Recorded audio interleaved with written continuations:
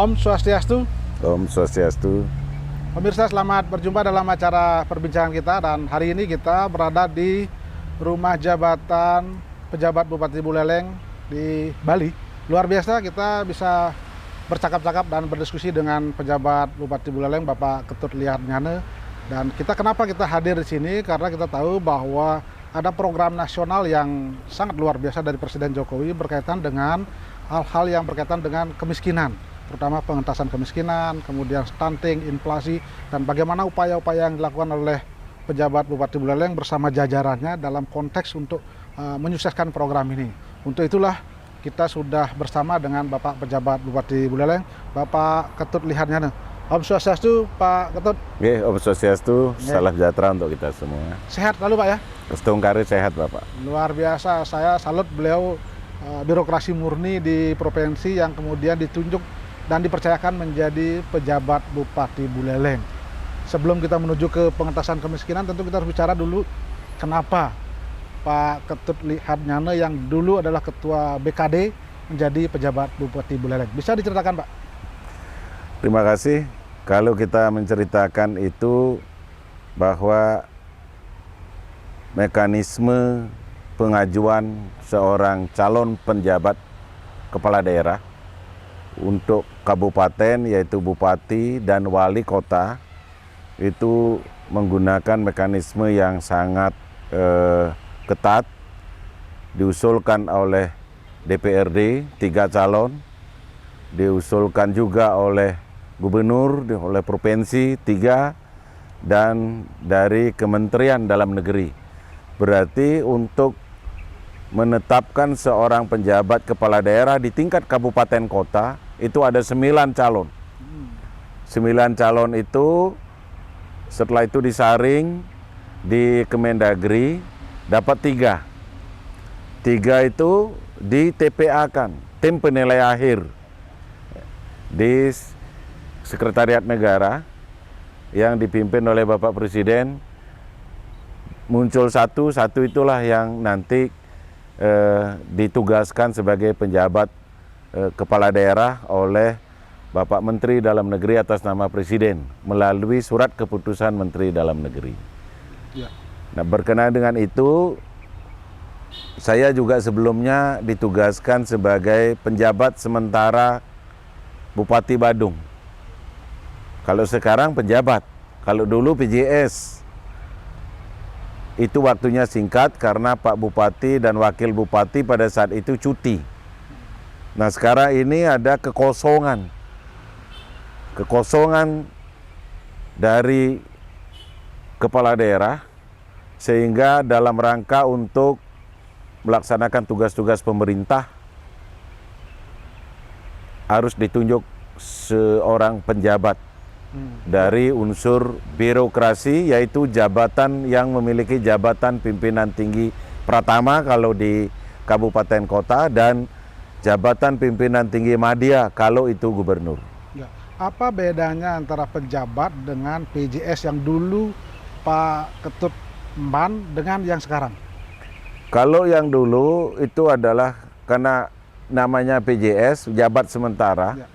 Pada saat itu Bupati, Wakil Bupati masih aktif, tetapi dia cuti sementara untuk mengikuti mekanisme-mekanisme tahapan-tahapan di dalam pemilihan kepala daerah. Misalnya dia pas kampanye, dia kan harus cuti. Nah, pada saat dia cuti ditunjuk PJS, seperti itu. Tetapi akan berbeda dengan penjabat PJ. Kalau PJ, Bupati, Wali Kota, Wakil Bupati, Wakil Wali Kota, itu sudah berakhir masa jabatannya. Terjadi kekosongan. Nah, pada saat itu harus ditunjuk sesuai dengan PP dan peraturan yang ada, itu harus ditunjuk seorang penjabat untuk menjalankan tugas-tugas pemerintahan itu. Ya. Kalau kewenangan dari PJ sendiri dengan PJS, saya kemarin waktu menyaksikan pelantikan Pak Lihat sebagai PJ itu kan ada bisa memutasi, kemudian bisa membatalkan izin sebagainya. Itu memang kewenangannya hampir sama dengan bupati ya? Kalau kita melihat dari kewenangan penjabat dengan bupati terpilih atau definitif, Itu hampir sama kewenangannya, Pak. Cuma ada batasan-batasan yang tidak boleh dijalankan oleh seorang penjabat kepala daerah sebelum dia mendapatkan persetujuan dari Kemendagri. Contoh misalnya, seorang penjabat kepala daerah tidak bisa dia berbeda dengan kebijakannya dengan bupati atau kepala daerah definitif. Tidak bisa melakukan mutasi seperti halnya kepala daerah definitif. Tidak bisa melakukan pemekaran wilayah sebagaimana pejabat definitif. Itu dikecualikan, boleh dilakukan apabila sudah mendapat izin dari Kementerian Dalam Negeri. Ya, kalau saya tidak salah Pak Ketut Lihatnya, ini kan sudah dipilih atau dilantik untuk yang kedua kali nih, perpanjangan setahun sudah, kemudian nanti ini tahun yang kedua. Ada nggak sampai tahun keberapa maksimal jadi pejabat ini? Dalam ketentuan, kalau kita bicara norma, bahwa penjabat kepala daerah adalah pejabat yang menduduki jabatan pimpinan tinggi pertama kalau kepala daerah itu kabupaten. Yang kedua, selama dia menduduki pejabat kepala daerah atau PJ, dia tidak bisa diberhentikan dari jabatan pimpinan tinggi pertama. Atas dasar itu, maka untuk fokus dalam melaksanakan tugas-tugas selaku penjabat kepala daerah, maka ditunjuk PLH, pelaksana harian di mana dia sebelumnya menjabat. Seperti itu. Pelaksana harian itu adalah bertugas untuk mengkoordinasikan sehari-hari, tetapi tidak bisa memberikan kewenangan yang berkaitan dengan kepegawaian dan anggaran. Karena kalau tidak salah kan Pak Lihat juga kepala BKD. Ya. Berarti sekarang ketika tugas-tugas BKD misalnya mutasi dan sebagainya tetap harus tantangan Bapak. Berarti. Harus kita termasuk juga SPJ menyangkut keuangan. Kecuali yang mendisposisi, yang berkaitan dengan tugas sehari-hari, mengkoordinasikan kegiatan sehari-hari, itu adalah PLH. Kemarin kan ada informasi di lapangan atau di medsos sebagainya, Bapak katanya diberhentikan dari BKD atau diganti seperti itu. Gimana tanggapan Bapak? Yang begitu itu, saya kan untuk apa menanggapi suatu persoalan yang satu konteksnya itu adalah tidak benar. Yang kedua, saya juga harus maklumi karena yang bicara itu kan tidak tahu apa bedanya PLH dengan PLT. Kadang-kadang kenapa tidak ditunjuk penjabat kepala dinas gitu. Penjabat itu hanya boleh ada pada kepala daerah. Sedangkan untuk jabatan struktural yang ada itu hanya PLH, PLT. Ya, berarti setelah nanti selesai masa jabatan sebagai penjabat Bupati Buleleng, Bapak bisa kembali menjadi kepala BKD. Memang sekarang pun saya masih kepala BKD. Buktinya saya masih tetap menandatangani SPJ yang berkaitan dengan tanggung jawab keuangan, yang berkaitan dengan mutasi sesuai dengan tugas pokok fungsi BKD. Gitu. Berarti selama ini mungkin dari sisi fungsi komunikasi dan koordinasi mungkin yang dianggap perlu ada PLH itu.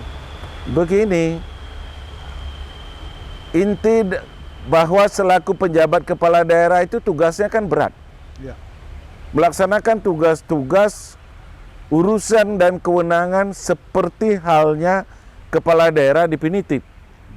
Tanggung jawabnya besar, dimensinya juga luas, sehingga diharapkan kepala daerah atau PJ kepala daerah itu fokus pada tugas pokok fungsi sebagaimana dituangkan dalam surat keputusan pada saat dia diangkat sebagai PJ. Berarti selama ini tidak ada masalah sesungguhnya Bapak menjadi pejabat bupati kemudian dengan selaku BKD.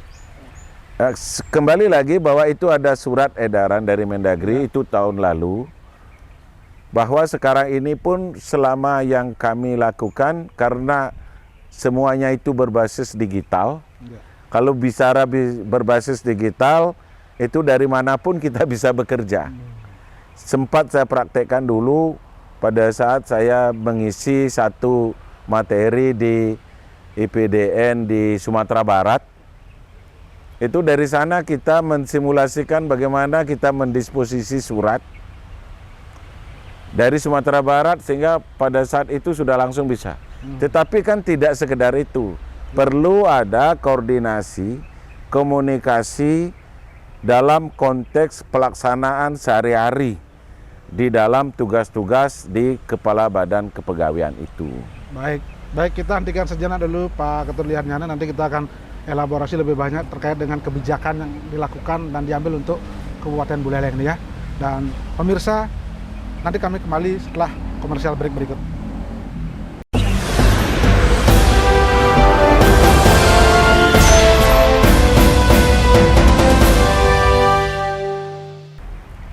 Pemirsa, kembali dalam acara perbincangan kita dan masih bersama Bapak Ketut Lihatnyana selaku penjabat Bupati Buleleng. Tadi kita sudah bicara berkaitan dengan hal-hal yang menyangkut tugasnya, bagaimana perbedaan dengan pejabat dan PJS, kemudian juga bagaimana dengan koordinasi selaku Kepala BKD yang sampai saat ini masih dirangkap. Dan saya akan ke Pak Lihat. Bapak sekarang sudah menjadi pejabat Bupati Buleleng. Ketika menjabat Bupati Buleleng, tentu ada persoalan-persoalan yang harus dihadapi. Dan Buleleng kan boleh dikatakan cukup banyak warga miskin. Kemudian juga ada stunting dianggap seperti itu. Sehingga ini perlu perhatian khusus, bahkan arahan dari Presiden Jokowi tegas sekali agar tuntas hal-hal masalah yang menyangkut tentang kemiskinan ekstrim itu. Bisa dijelaskan Pak program-program yang dilakukan? Baik, terima kasih. Pada saat kita dikumpulkan oleh Bapak Presiden, seluruh kepala daerah, pada saat itu arahan beliau dan ditindaklanjuti oleh Bapak Menteri Dalam Negeri, ada beberapa hal yang harus menjadi penekanan dan dilaksanakan oleh kepala daerah. Yang pertama adalah mengendalikan inflasi. Yang kedua itu adalah menurunkan angka stunting serendah-rendahnya. Yang ketiga itu adalah menurunkan angka kemiskinan ekstrim dengan target tahun 2024 itu adalah 0%.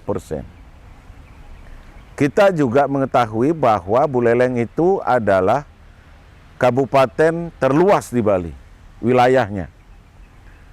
Jumlah penduduknya paling banyak di Bali. Garis pantai di Buleleng itu paling panjang. Jumlah penduduk yang paling banyak, luas wilayah yang paling luas, seyogianya itu harus menjadi sebuah potensi untuk meningkatkan kesejahteraan masyarakat Buleleng.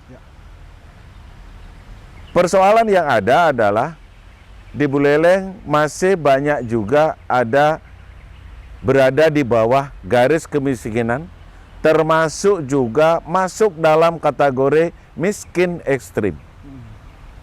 Di Buleleng juga masih banyak kita lihat ada masyarakat atau anak-anak kita yang dalam kategori stunting.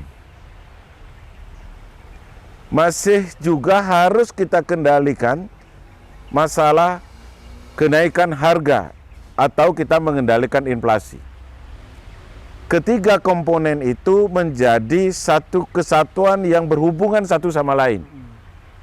Kalau inflasi tidak kita tangani, kita tidak kendalikan, maka yang terjadi adalah apabila inflasi naik, daya beli masyarakat menjadi menurun. Daya beli masyarakat menurun, kemiskinan menjadi naik. Total sebetulnya gitu. Berapa angka kemiskinan dibanding dengan kabupaten-kabupaten lain yang ada di Bali? Buleleng peringkat keberapa? Kan ada kategori-kategori seperti itu. Kalau kita melihat dari kemiskinan ekstrim di Buleleng, itu pada saat saya masuk ke Buleleng itu, kemiskinan ekstrim berada pada angka 10.132. Apakah angka itu sudah benar apa tidak? Apakah angka itu sudah menggambarkan kondisi real yang ada di lapangan? Sehingga kita melakukan verifali istilahnya, pengecekan verifikasi langsung ke lapangan secara berlapis. Sehingga ditambah juga kita melakukan upaya-upaya ekstrim Karena menangani kemiskinan ekstrim tidak bisa dengan cara biasa. Nah, sebelum lebih jauh bicara soal kemiskinan ekstrim, kita bertanya, apa sesungguhnya indikator kemiskinan ekstrim? Apakah orang yang tidak punya rumah, tidak punya sepeda motor, dan sebagainya? Ada nggak indikatornya? Ya. Sebenarnya, kalau masyarakat itu masuk dalam kategori miskin ekstrim apabila pendapatan mereka itu adalah di bawah 366.000 per bulan per jiwa. Bukan kakak, per jiwa. Sehingga kalau satu kakak itu adalah 4 jiwa, ayah, ibu, 2 orang anak, berarti harus kali 4. Sekitar 1,25 juta per bulan. Seperti itu pendapatan keluarganya. Apabila itu ada di bawah itu, dia masuk dalam kategori miskin ekstrim. Nah, kita juga harus tahu bahwa kenapa kemiskinan itu harus diperangi. Kalau kemiskinan itu harus diperangi, maka penanganan kemiskinan tidak bisa dengan cara-cara biasa. Harus cara-cara yang ekstrim juga. Apa Pak? Di antaranya apa yang dilakukan? Selama ini penanganan kemiskinan kan rutinitas menggunakan anggaran pemerintah, anggaran di DPA dan sebagainya. Itu nggak akan selesai. Dalam konteks kita menangani kemiskinan ada sebuah kesadaran kolektif.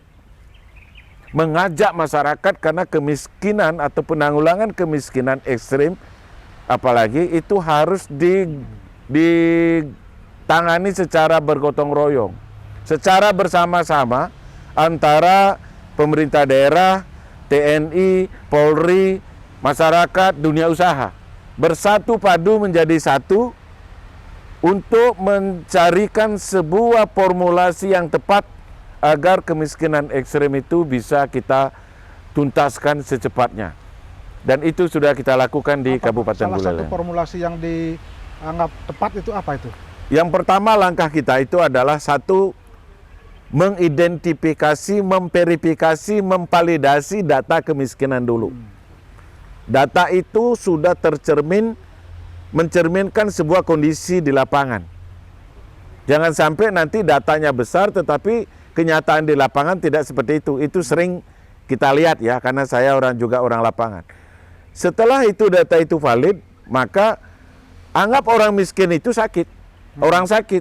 Mengobati orang sakit, diagnosisnya juga harus cepat, harus tepat. Jangan sampai nanti orang sakit panas dikasih obat tetanus gitu misalnya. Itu nggak akan selesai. Oleh karena itu, apabila data ini sudah tepat, sudah sesuai dengan kondisi di lapangan, maka apa formulanya yang tepat?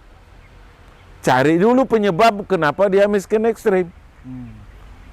Kalau dia pendapatannya segitu, maka di sana pemerintah harus hadir di tengah-tengah mereka. Salah satunya mungkin dengan penyediaan lapangan pekerjaan.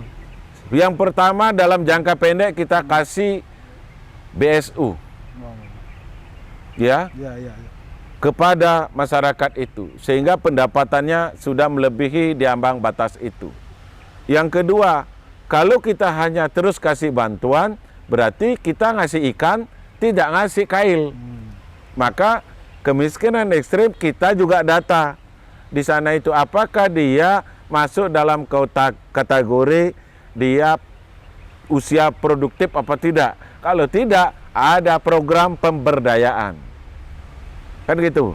Yang ketiga, yang miskin ekstrim itu rumahnya layak huni apa enggak? Oh ternyata dari 349 sekarang yang tersisa di Buleleng, itu yang tidak layak huni itu adalah 283 rumah yang tidak layak huni. Bagaimana kita bisa mengentaskan atau menghapus kemiskinan ekstrim, tetapi dia juga harus diberikan semacam fasilitas rumah yang layak huni. Melalui Sehingga dia rumah tidak itu. gini. Nah, inilah yang diperlukan satu formula yang jitu dengan berkolaborasi antara pemerintah daerah dengan dunia usaha dan TNI Polri. Salah satunya adalah kemarin acaranya kita melalui karya bakti TNI. Kolaborasi pemerintah daerah, TNI Polri, dunia usaha bersama masyarakat, kita bisa mempercepat penuntasan kemiskinan ekstrem itu. Baik. Seperti itu. Sehingga Astungkare mudah-mudahan Buleleng pada tahun ini, meskipun Bapak Presiden, Pak Mendagri sudah mentargetkan 2024 kemiskinan ekstrem itu harus sudah nol.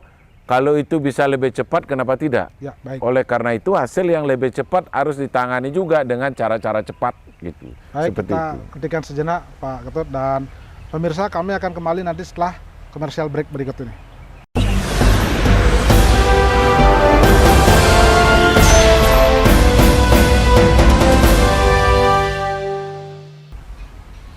Nah, pemirsa, kita kembali dalam acara perbincangan bersama Bapak Ketut Liharnyane selaku pejabat Bupati Buleleng. Tadi dari awal kita bicara bagaimana beliau menjabat Bupati Buleleng, kemudian bagaimana program-programnya dalam pengentasan kemiskinan dengan pencanangan bedah rumah misalnya, dan salah satu juga pekerjaan rumah beliau adalah terkait dengan stunting. Jadi stunting, bagaimana upaya-upaya yang dilakukan dan bagaimana kemudian kira-kira langkah-langkahnya. Bisa dijelaskan Pak Ketut terkait dengan stunting yang ada di Buleleng ini? Terima kasih. Berkaitan dengan masalah stunting, biasanya antara masyarakat yang miskin dengan stunting itu adalah satu garis lurus, Pak. Karena kalau masyarakat miskin untuk memenuhi kemampuan mereka, memenuhi kebutuhan dasar aja udah terbatas. Apalagi untuk memenuhi keluarganya yang berkaitan dengan yang memiliki ibu hamil, anak kecil, dan sebagainya. Makanya antara kemiskinan dengan stunting biasanya satu tarikan napas ini. Oleh karena itu, ini perlu dilakukan secara kolaboratif. Untuk stunting, itu harus ditangani secara hulu dan hulu hilirnya.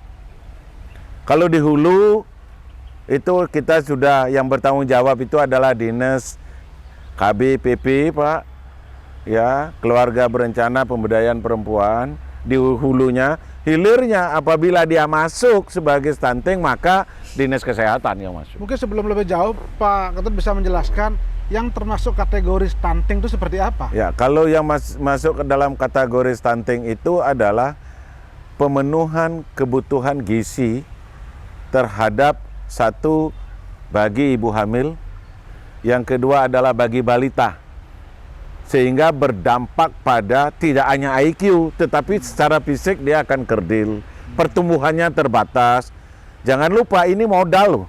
Iya. Kalau stunting tidak ditangani secara benar, maka SDM juga kita ke depan nggak bisa bersaing. Sehingga apa yang disampaikan, diarahkan menjadi kebijakan Bapak Presiden, dipertegas lagi oleh Pak Mendagri itu memang benar. Apabila kita menuju Indonesia Emas di 2045, SDM dulu harus dipersiapkan dengan baik. Ya. Kalau pola sistem kan sudah. Oleh karena itu, stunting harus juga menjadi sebuah prioritas utama. Kalau di Buleleng sendiri berapa persen jumlah stunting itu dibanding dengan jumlah penduduk? Ya, stunting itu sudah disurvei oleh pusat, Pak ya. Ya. Sekarang ini sedang berjalan surveinya. Bahwa memang angka stunting di Buleleng itu di bawah nasional. Sekitar 11%. Tetapi saya memiliki keyakinan survei sekarang ini akan berakhir mungkin 2 minggu ke depan oleh pusat, oleh tim independen. Dengan persiapan selama 1 tahun kita menangani stunting, saya yakin stunting di Buleleng itu adalah di bawah 5%. Saya yakin itu. Akhir tahun ini, sampai akhir tahun. Oktober pasti akan dirilis, November akan diumumkan. Dari Oktober aja kita udah tahu berapa, cuma dipublis saja di November. Saya yakin 5% itu, di bawah 5% akan tercapai seperti itu. Artinya dengan di bawah 5% itu boleh dikatakan sudah sukses programnya, kan begitu? Paling tidak, kita sudah mampu menurunkan angka stunting dan 5% atau 4% nantinya itu harus ditekan lagi serendah-rendahnya. Syukur-syukur di Buleleng tidak ada masyarakat yang masuk dalam kategori stunting. Apa langkah-langkah yang dilakukan sehingga Pak lihat yakin sekali ini akan turun stunting di Buleleng? Yang pertama, bahwa dulu itu yang 11% itu apa sih yang menyebabkan mereka masuk dalam kategori stunting? Itu dulu yang dicari, jangan langsung kita bikin program. Penyebab dia stunting itu apa? Itu yang kita kasih. Di KBPP kita kasih juga sarana prasarana, baik itu makanan tambahan, susu, setelah itu pengecekan kesehatan, itu rutin. Iya, iya. Nah, dengan pola-pola semacam itu, pemerintah daerah bertanggung jawab atas itu. Itulah sebabnya maka anggaran untuk Dinas Kesehatan, untuk penanganan stunting juga kita lebih besar kepada mereka, tetapi dengan catatan itu tepat sasaran. Ya, ketika kita bicara tadi pengentasan stunting, kemudian pengentasan kemiskinan ekstrim berupa bedah rumah, ini kan menyangkut tentang anggaran, uang ini. Buleleng sendiri gimana soal uang? Kan tidak besar pendapatnya dibanding dengan Bali Selatan. Kadang-kadang saya juga ketawa ya, bahwa tugas pemerintah daerah itu kan memfasilitasi. Ya. Maka saya ajak dunia usaha dengan corporate social responsibility-nya. Makanya tadi gotong royong, ternyata kenapa lebih cepat? Kalau semua program penanganan itu mengandalkan dari APBD, nggak tuntas-tuntas, Pak. Nggak tuntas-tuntas itu. Yang kedua adalah merubah mindset yang menangani ini. Kadang-kadang terus terang itu, penyakit birokrasi itu kan satu adalah kejebak pada administratif. Kejebak pada sebuah zona nyaman. Ya kan? Kejebak pada sebuah proses sistem tanpa melihat hasilnya. Nah, ini yang kita rubah mindsetnya sehingga setiap anggaran yang dikeluarkan hasilnya apa. Ternyata sangat efektif untuk bisa menanggulangi program-program atau masalah-masalah yang dilakukan di Buleleng itu. Di dalam itu kan ada aturan, Pak. Nah, jangan sampai nanti kan ketika Bapak mengatakan ada terobosan inovasi seperti itu, terbentur pada aturan, nanti terjebak birokrasi, terjebak pada proses hukum. Apa langkah-langkah untuk melindungi itu? Contoh ya, Pak ya, masalah kemarin bedah rumah bagi masyarakat ekstrim, selain APBD, kita juga libatkan dunia usaha. Ada undang-undang loh tentang CSR, bahwa perusahaan harus menyisihkan sebagian keuntungannya itu untuk lingkungan. Dan kita enggak, itu undang-undang. Oleh karena itu aturan itu memang menjadi firm untuk kita terapkan, tetapi pola sistem strategi itu yang kita rubah untuk mempercepat ini. Sekali lagi kalau kita hanya mengandalkan APBD itu agak lambat gininya. Agak lambat pergerakannya seperti itu. Sehingga contoh misalnya stunting nanti akan banyak juga kaget kenapa dari 11% Buleleng itu nanti saya yakin 5% karena ini sudah hampir 70% surveinya berjalan. Di survei yang 70% itu sudah sangat kecil, Pak, di bawah 4% bahkan. Iya. Itu anggap dia selesai 100%, itu paling-paling hanya 4% sampai 5%, jauh turun. Nah, dari sanalah hasil dari sebuah pola strategi yang kita terapkan. Baik. Terlihat di sana, Pak. Seperti baik, itu. kita stop dulu sejenak, Pak Ketut dan pemirsa. Kita akan kembali nanti setelah komersial break berikut ini.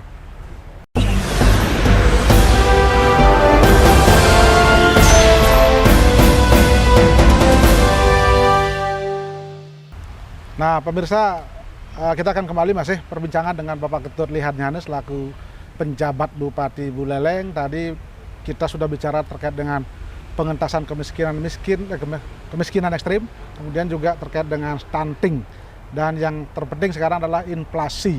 Nah, sekarang memang kondisi masyarakat mungkin di mana-mana karena harga barang naik, kemampuan daya belinya berkurang, tentu inflasi akan semakin meningkat. Apa upaya-upaya yang dilakukan oleh Pak pejabat Bupati Buleleng khususnya kepada masyarakat Buleleng? Baik, terima kasih. Untuk inflasi ini Bapak Presiden selalu menekankan kepada seluruh kepala daerah agar bisa mengendalikan harga dalam rangka untuk menjaga daya beli masyarakat.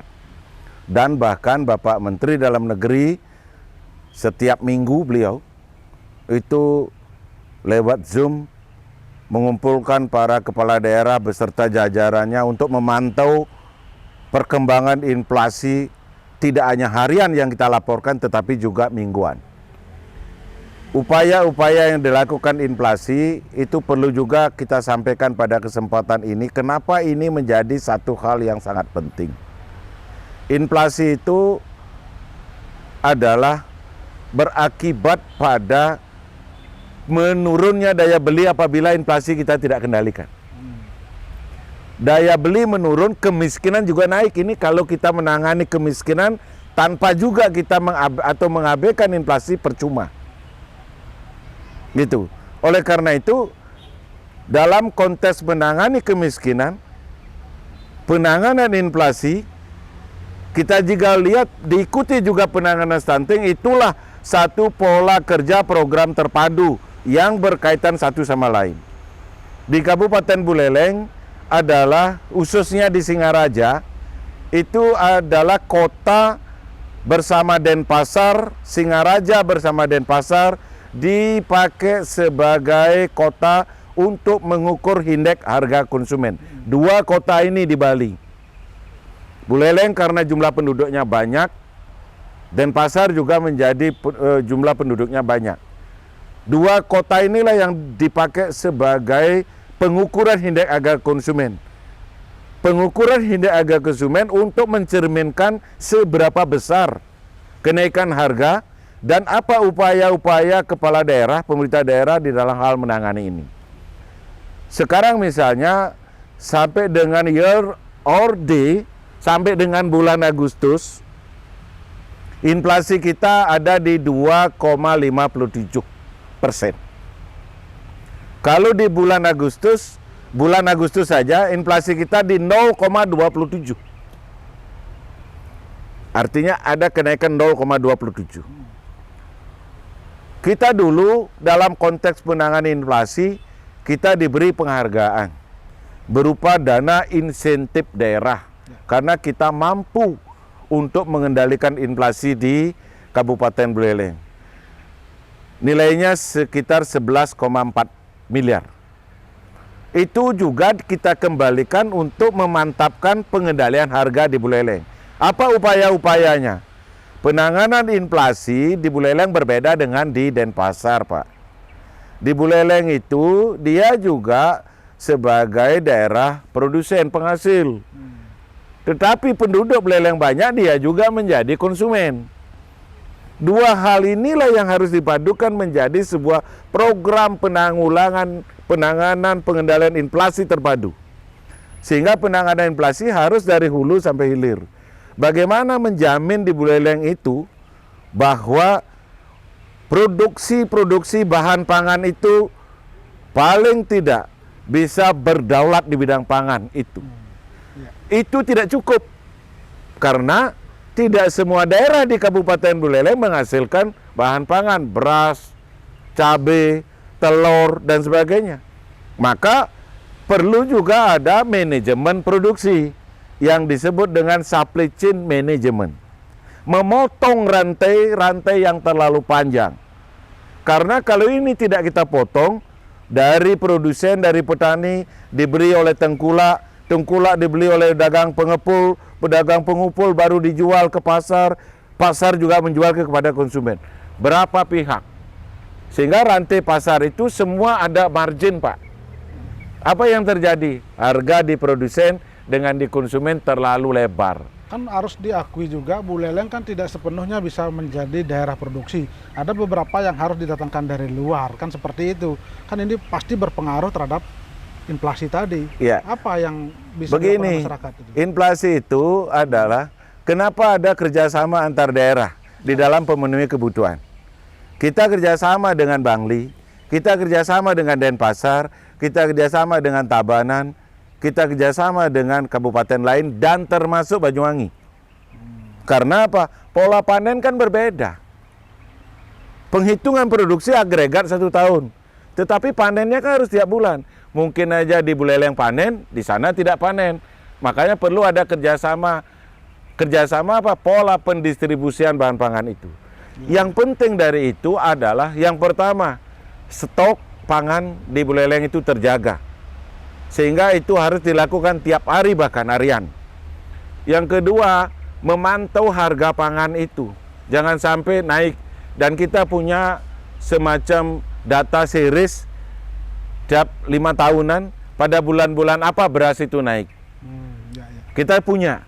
Kita juga punya data pada hari-hari raya tertentu komoditas apa yang sering muncul yang menjadi penyumbang inflasi. Kita punya. Misalnya setiap galungan nyepi itu sampai dengan 4 kali galungan. 4 kali nyepi. Komoditas apa yang muncul sebagai penyumbang inflasi? Ternyata apa? Satu adalah telur, yang kedua adalah cabai, itu yang muncul. Yang ketiga adalah bawang. Kalau kita tahu itu, maka kita juga melakukan mitigasi. Setiap dekat-dekat hari raya itu kita penuhi. Itu.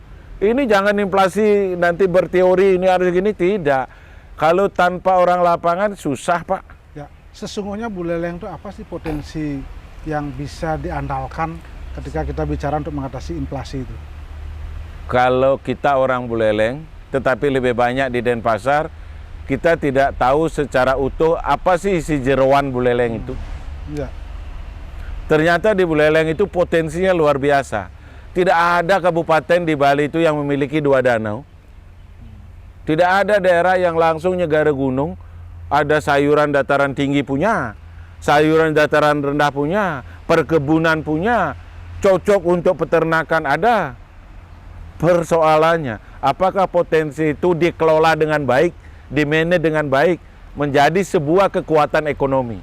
Satu contoh, Buleleng itu jangan disamakan dengan Denpasar, karena Buleleng bukan daerah tujuan wisata utama. Berarti Buleleng harus mendorong ekonominya ke UMKM dan pertanian. UMKM kita ada 62.326 UMKM. Cukup besar kalau ini digerakkan. Buleleng juga memiliki potensi pertanian yang luar biasa. Salah satunya upaya yang harus dilakukan, tanganilah atau lakukan hilirisasi di sektor pertanian. Dengan hilirisasi, petani dapat nilai tambah. Dengan hilirisasi, kita bisa melakukan pengendalian atas supply chain manajemennya. Dengan hilirisasi juga, umur produk pertanian yang perishable mudah rusak itu bisa kita perpanjang. Oleh karena itu, ke depan kebijakan pembangunan pertanian di Buleleng itu suka tidak suka, siap tidak siap, harus mengarah pada hilirisasi dan digitalisasi. Baik, terima kasih Pak Ketut Liansyah, luar biasa. Yang terpenting dari perbincangan kita pada hari ini adalah sesungguhnya bagaimana data-data statistik itu nanti dampak realnya adalah kepada kesejahteraan masyarakat. Sehingga tidak hanya bicara soal angka, penurunan, tapi kita bagaimana masyarakat merasakan dampak dari program-program yang dilakukan oleh Pak Pejabat Bupati Buleleng. Terima kasih atas waktunya. Dan pemirsa, demikian tadi perbincangan kami. Mudah-mudahan apa yang kita perbincangkan pada hari ini bisa bermanfaat bagi kita semua. Dan mohon maaf apabila ada hal yang kurang berkenan. Dan saya akhiri dengan para mesanti. Om Santi Santi Santi Om.